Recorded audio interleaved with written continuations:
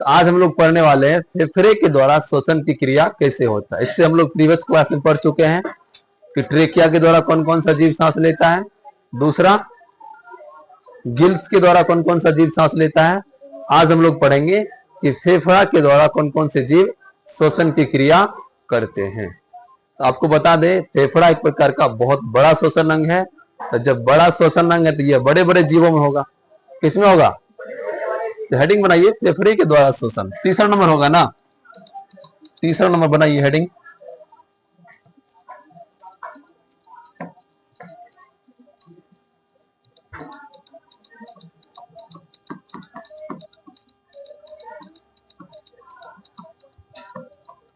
फेफड़ा लिखिए, यह एक विशेष प्रकार का श्वसन अंग है।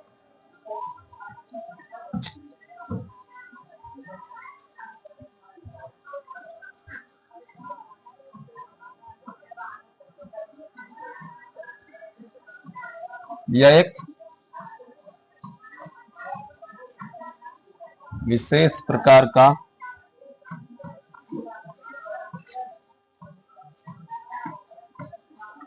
श्वसन अंग है।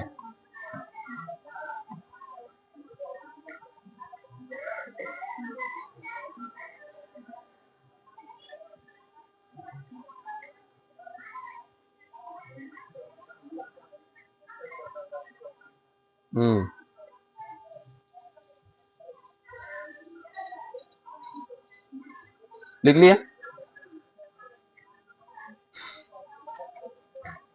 सब सजा समस्या तुम्ही को है ना। चलिए, यह जो श्वसन अंग होता है यह उच्च कोटि के वर्टिब्रेट्स ऑर्गेनिज्म, जिसको हम लोग कहते हैं कशेरुकी जंतु। कशेरुकी जंतु मतलब क्या होता है कि वैसा जंतु जिसमें रीढ़ की हड्डी होती है। कौन सा हड्डी? उसे क्या कहते हैं? कशेरुकी जंतु कहते हैं। हाँ, तो लिखिए, यह श्वसन अंग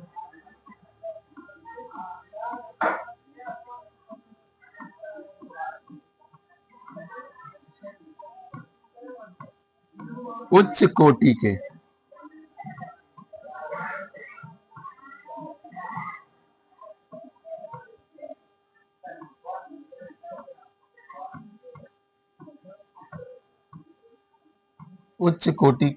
कशेरुकी जंतु,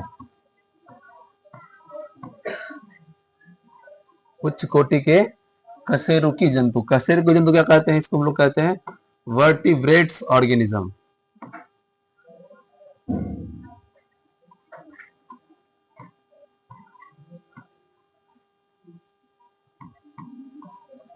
वर्टिब्रेट्स ऑर्गेनिज्म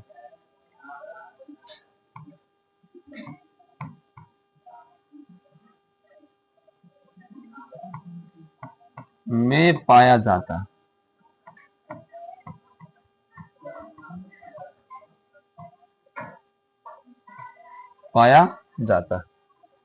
वर्टिब्रेट्स ऑर्गेनिज्म।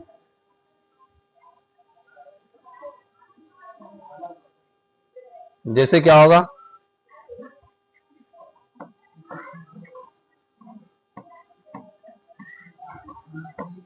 जैसे सबसे बेस्ट एग्जांपल होगा मानव, जिसमें रीढ़ की हड्डी होती है, उसी का क्या कहते हैं हम लोग? कशेरुकी जंतु।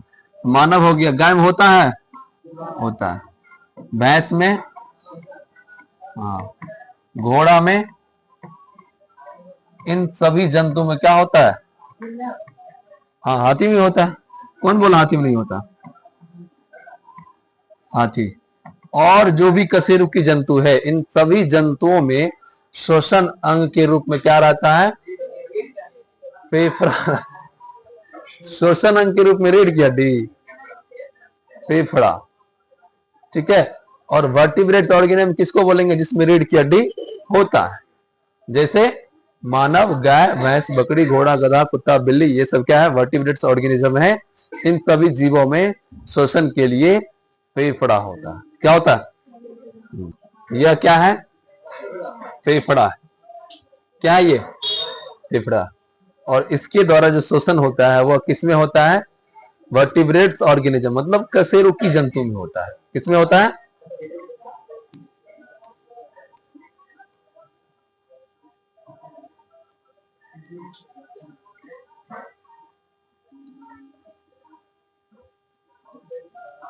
हाँ चलिए देखिए, ये सभी जंतु हो गए आपको कशेरुकी जंतु, जिसमें बैकबोन होता है। बैकबोन मतलब रीढ़ की हड्डी। जैसे हाँ, ये हो गया आपको कौन सा, गिरगिट हो गया। और भी तरह तरह के जो जंतु हैं, इन सभी जंतु में क्या होते हैं, रीढ़ की हड्डी होते हैं। तो जिस जंतु में क्या होता है, रीढ़ की हड्डी होता है, उसे क्या कहते हैं, कशेरुकी जंतु। और इन सभी जंतु में क्या होता है, श्वसन के लिए बड़ा अंग फेफड़ा होता है। ठीक है, चलिए आगे लिखिए अब।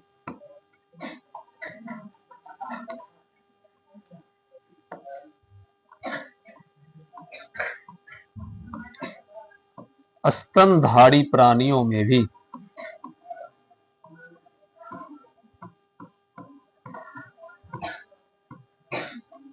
स्तनधारी प्राणियों में भी श्वसन क्रिया के लिए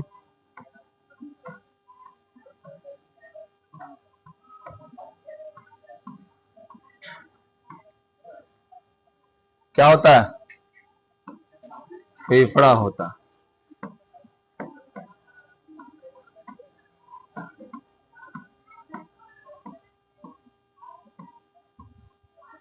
फेफड़ा होता है। स्तनधारी प्राणी किसको कहते हैं,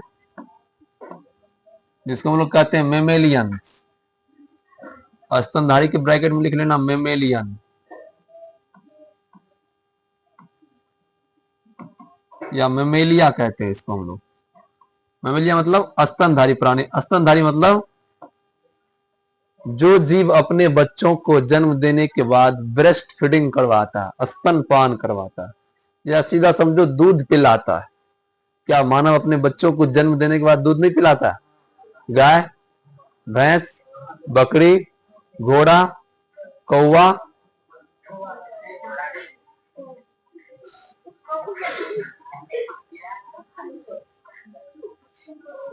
कौवा पिलाता है।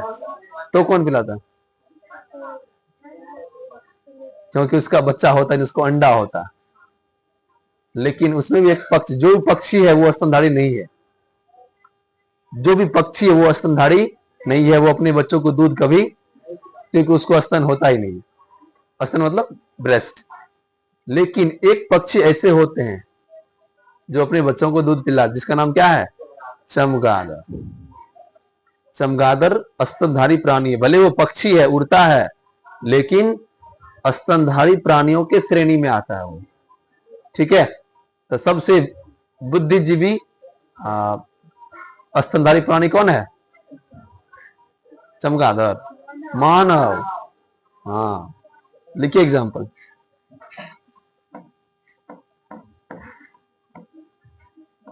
अच्छा राहुल, तुम स्तनधारी है?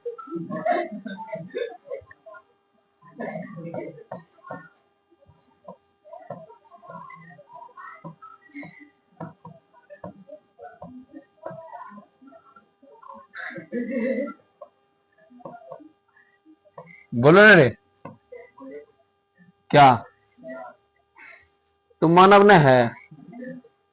हम क्या बोले, मानव बोले। हम कभी बोले नर और मादा? तुम भी स्तनधारी प्राणी। भले तुम दूध नहीं पिलाता,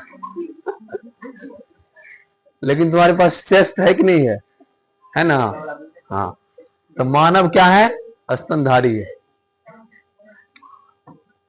और एक ऐसा पक्षी जो अपने बच्चों को दूध जन्म देने के बाद क्या करता है, दूध पिलाता है, जिसका नाम क्या है, चमगादड़। ये सभी प्राणी क्या हो गए, स्तनधारी प्राणी हो गए। और इन प्राणियों में भी श्वसन के लिए क्या होते हैं, फेफड़ा होते हैं। क्या होते हैं? हाँ, लिखिए जल्दी से। तो ये सभी प्राणी क्या हो गए, मेमेलियन हो गए, मेमेलिया वर्ग के स्तनधारी प्राणी। जैसे बंदर, मानव, हाथी है, मानव ने। लिखिए कुछ रेप्टाइल।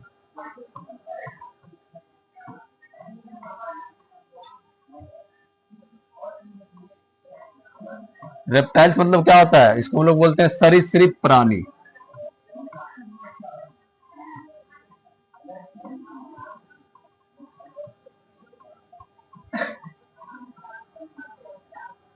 सरीसृप प्राणी मतलब क्या होता है? जो जमीन पर रेंग कर चलता है। तो बताइए कौन कौन जीव रेंग कर चलता है? सांप, उसके बाद लिजार्ड, छिपकली, टांग होता है लेकिन फिर भी इस प्रकार से मूवमेंट करता है ना। हाँ, कछुआ, ये सब क्या हो गया? रेप्टाइल हो गया। रेप्टाइल मतलब क्या होता है? सरीसृप प्राणी। तो लिखिए कुछ रेप्टाइल्स जैसे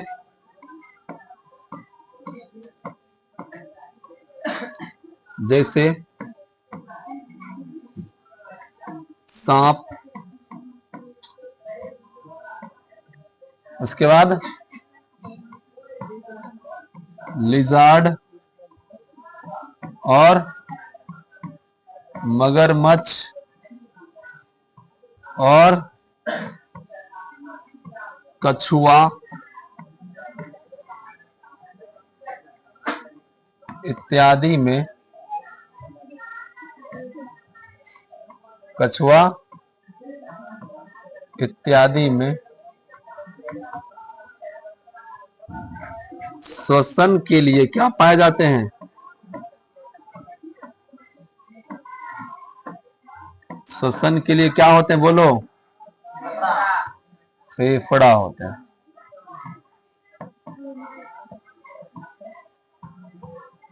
श्वसन के लिए फेफड़ा होते हैं।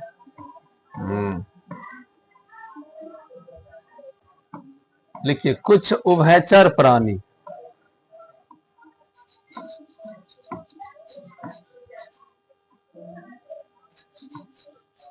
उभयचर प्राणी, उभयचर को हम लोग कहते हैं एम्फीबिया। Amphibia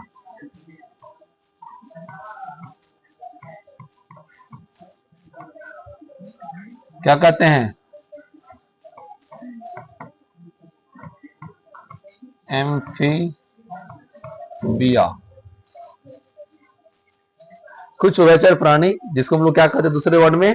amphibia. इंग्लिश में इस प्रकार से कहते हैं एम्फीबिया। उभयचर मतलब वह मतलब क्या होता है? दोनों स्थान में चल सकता है, पानी में भी और जमीन पर भी। समझ में? हाँ, तो कुछ ही उभयचर प्राणी जैसे मेढक, जैसे मेढक, कुछ उभयचर प्राणी जैसे मेढक में बोलो नहीं, लिखो शांत से, बहुत वॉइस आता है। जैसे मेढक में श्वसन के लिए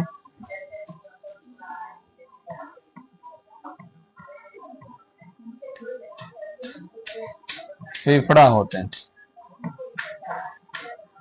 श्वसन के लिए फेफड़ा होते हैं। ठीक है, तो जो उभयचर प्राणी है जो दोनों स्थानों में चलता है उसमें भी क्या होता है? श्वसन के लिए। लेकिन यह केवल फेफड़ा पर ही डिपेंड नहीं है। मेढक में इसके अलावे दो और श्वसन अंग पाए जाते हैं। मेढक में श्वसन की क्रिया त्वचा यानी कि स्किन तथा मुख ग्रसनी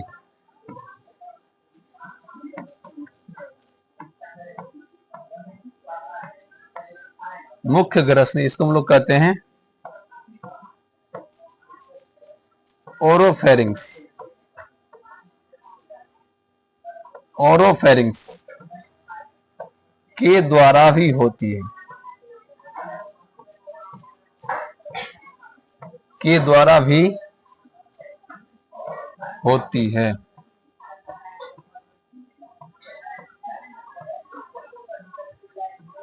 समझ में? तो मेढक जो है उभयचर प्राणी है जो कभी पानी में, कभी जमीन पर, कभी जमीन के अंदर, मिट्टी के अंदर रहता है। इसी कारण इसमें श्वसन की क्रिया फेफड़ा के अलावा दो और श्वसन अंग होते हैं, जिसका क्या नाम है? त्वचा यानी कि स्किन और ओरोफेरिंग्स मुख्य ग्रसनी।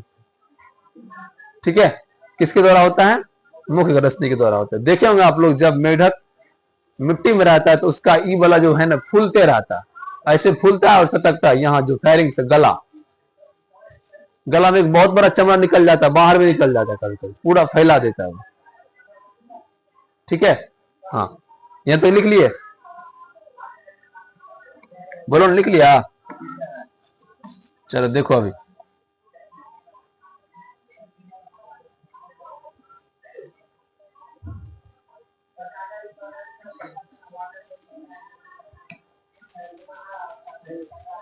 देखिए यह क्या है? एक प्रकार का उभयचर प्राणी, जिसका बेस्ट एग्जांपल क्या होता है? मेढक। तो मेढक जो होता है ना, कभी कभी क्या होता है, जब ये मिट्टी के अंदर रहता है तब ये वाला भाग देखिएगा इसका बहुत ज्यादा फूल जाता है। ये वाला भाग क्या होता है? ध्यान से देखिएगा, यहाँ व्हाइट का पूरा बैलून जैसे बाहर निकल जाता है। हाँ, तो यही क्या है? ओरोफेरिंग्स। क्या है? और इसे हम लोग कहते हैं मुख्य ग्रसनी। क्या कहते हैं? मुख्य ग्रसनी।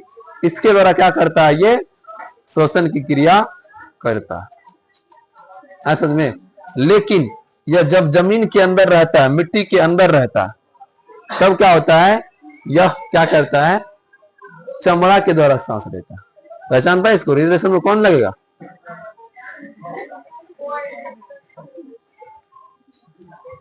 तुम्ही को आके फाड़ फाड़ के देख रहा। तो जब यह क्या होता है? मिट्टी के अंदर होता है, तब क्या होता है? यह स्किन के द्वारा सांस लेता है। किसके द्वारा? हाँ, त्वचा के द्वारा सांस लेता है। इस प्रकार मेढक में कितने प्रकार के श्वसन अंग हो गए? 3। हाँ, और यह जब जमीन पर रहता है तब किसके द्वारा सांस लेता है? फेफड़ा के द्वारा। यही फेफड़ा इसी प्रकार का इसमें भी होता